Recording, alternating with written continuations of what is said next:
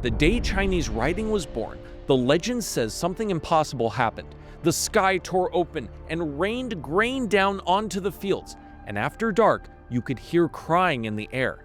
Not people, ghosts. So what kind of invention makes heaven weep and the spirits wail?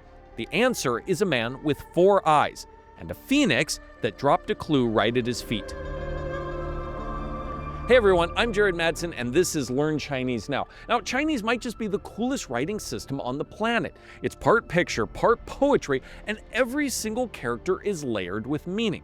So, who came up with something this beautiful? Well, to get to him, we can't start with him. We have to go way, way back. Before farming, before fire, before there were even people. All the way back to when the entire universe was a single egg. If you love this stuff, language, history, the strange origins of everyday things, hit like and subscribe so we can keep making it. All right, let's crack that egg. Inside that egg was Pángǔ, who grew for 18,000 years. He awoke and split the egg open. The yang parts became the sky, the yin parts became the earth. Pángǔ pushed them further and further apart as he kept growing for another 18,000 years. Then Pángǔ died, and his body became the world. His eyes became the sun and moon, his hair, the stars and the plants, until every piece of him formed a part of the world we live in. But the world was all birds and trees and stuff, and that's boring. So a goddess named Nûwā came along. Nûwā had the upper body of a woman, but the lower body of a serpent. She took some yellow clay and molded it into the shape of a human, and it came to life. She made an individual mold for each person until she got tired of doing that and just dipped a rope into the mud and flicked the drops onto the ground where they became people too. So, now it wasn't just birds and trees, there were people. But these people didn't know anything about anything. Around the same time, a god named Suìrén came to the earth. He saw humanity huddled in caves, eating raw meat and dying of disease, and he set off on a journey to find something that could fix their problems. He went to the land of the torch, where there was an enormous ancient tree called the Sui tree. Birds would come and peck at it, and every time they did, sparks and little flames burst out. Suìrén grabbed 2 branches, rubbed them against one another, and fire had now been discovered. Basic survival was now possible. But people weren't meant to just be cavemen, so along came a god named Fúxī to civilize them. Now, he's Nûwā's brother, and also possibly her husband. He taught people how to hunt and fish and how to raise animals, and he also taught them how to set up proper marriage customs, ironically, and establish family lineages. So, people now had families, and they were well fed. But the carnivore diet that was all the rage in 10,000 BC was starting to fade out, and people were looking for something different. Enter Shénnóng, also known as the divine farmer. Shénnóng had a human body and the head of an ox. He traveled the country, testing every plant by eating it and watching what it did to his body. Now, fortunately, Shénnóng had a transparent belly. So, if some poison was about to dissolve inside him, he could see it right away and go find an antidote. Through his efforts, he discovered agriculture, he discovered tea, and he discovered Chinese medicine. Now it was up to humans, or at least semi-divine humans, to figure out the rest. And the great inventor, known as the Yellow Emperor or Huángdì, took the stage. The calendar, boats, charts, even clothes, some say, were invented by this semi-divine ruler who lived on a high mountain accompanied by an 8-tailed tiger with a human face as his guardian. Legend says Huángdì had 4 faces, through which he could see all of his people's problems at once. And yet, even a godlike figure like that needed help with one of the most important inventions of all, writing. Huángdì had a historian in his court, a man named Cāngjié, who was also quite supernormal. Cāngjié had 4 eyes, literally 4 eyes, and in some legends, the face of a dragon. A brilliant man, he was trusted with all sorts of official matters. Now, when you hear official matters, you might picture things like negotiations with neighboring countries or war strategies, stuff like that.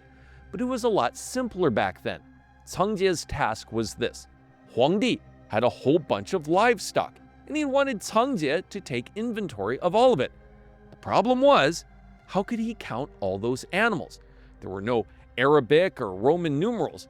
Back then, when you counted something, you'd take a rope and tie it into a knot to signify a number. A straight length of rope was 1. A rope tied into an X was 5. A straight length with a knot in the center was 10, and so on. It was fine for small numbers, but what if you counted the oxen and there turned out to be 3,756 of them? And what if one died the day after you counted? It would take forever to adjust and readjust all those knots. There had to be a better system. But what kind of system would actually work? Cāngjié had no idea. So he did what works best to clear his mind. He went for a walk, and as he was strolling along, one of his 4 eyes caught movement overhead. Was that a flaming chicken in the sky? No, it was a phoenix. Stunned, Cāngjié could only stare at the mystical bird, and just then he saw something drop from the firebird's claws. A mouse, or maybe a secret medallion or a magic scroll. He ran over to look at it. It was a disc of hard-packed dirt. What the heck?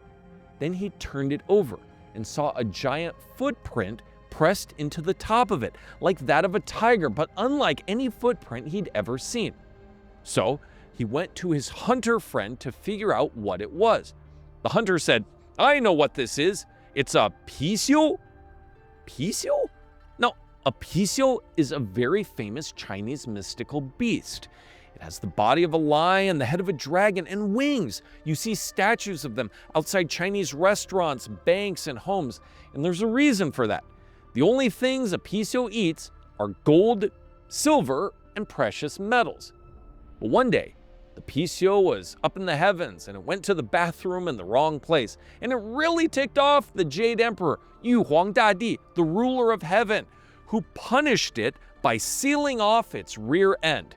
So, now it can only take wealth in and can't ever let it back out again. So, if you're a bank, that's pretty great symbolism, right? You're going to keep all that money people hand you and never lose it. And that's why you see the Píxiū everywhere. But anyway, back to our story. The hunter just looked at a footprint and instantly knew it belonged to a Píxiū, and suddenly, Cāngjié had a thought. The footprint is a symbol of the Píxiū. So, what if I made a footprint of something else? That mark would be a word for that thing. That would be writing. So Cāngjié set out to make a symbol for everything in the world, from stones and branches to houses and temples, from bears to bees and everything in between. But how was he going to pull that off? Was he just going to draw a little picture of each thing? He was stumped. He sat down under an old tree to think. Then an old tortoise came slowly crawling past him. Intrigued, he studied the intricate patterns and curves of its shell. He picked it up and looked at its belly, marveling at the crisscrossing lines. And that's when it hit him. He had to use those same simple lines and patterns so his writing system would be easy to read and learn. Cāngjié grabbed some scrap wood and started carving. He found more wood and carved and carved and carved until finally he'd written out all of his characters. Then he revealed his writing system to the world, a system that would pull the Chinese people out of the shadow of ignorance and into civilization. And legend says that on that very day, the wicked ghosts that haunted people wailed in agony and the skies rained millet. And when we found the first traces of Chinese writing on oracle bones dated to around 1500 BC, that's exactly what we saw. Symbols that were abstract but also pictographic. Over time, Chinese characters have grown more and more abstract, but they still carry the essence of the very first ones Cāngjié invented. So what happened to Cāngjié after that? Well, the gods blessed him by giving his 4 eyes the power to tell truth from falsehood. Later in life, he could see deep into the mysteries of the universe, and Cāngjié had been honored by the Chinese people ever since. On the Chinese calendar, April 20th is Grain Rain Day. It marks the end of spring and the start of the rains that make the crops grow. And it's called Grain Rain in honor of the day the gods made the sky's rain millet to celebrate Cāngjié's writing system. There are Cāngjié monuments all over China today, remembering the half-man, half-god who brought them civilization. And that's the story of how China got its writing, from a cosmic egg through fire and farming and medicine, all the way to a four-eyed historian who turned a single footprint into the very first written word. Now, I've got a question for you. Out of all the gods we met today, Nûwā, who shaped people out of clay, Suìrén, who stole fire from a burning tree, Fúxī, Huángdì, who do you want us to cover next? Drop the name in the comments below and let me know. Oh, remember Shénnóng, the ox-headed farmer with the see-through belly? I breezed right past him today, but his story is unreal. He poisoned himself over and over every single day just so the rest of us would have medicine and tea. And one afternoon, a single little flower finally won. That story is on your screen right now. Click it to watch. And until next time, 再见!